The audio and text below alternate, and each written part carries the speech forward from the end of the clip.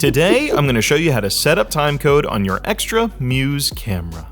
First things first, confirm your frame rate. In this case, I'm using 23.98. Note that the frame rate in the menu is not the true frame rate the device captures.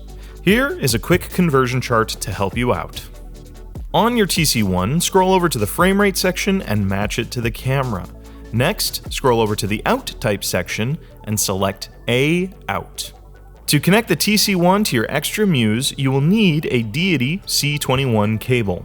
Before plugging in your TC-1, swipe down on the home screen of the Muse and select the Settings menu. Scroll down and then select the Timecode menu. Here, you can see the true frame rate your device is capturing in the top right.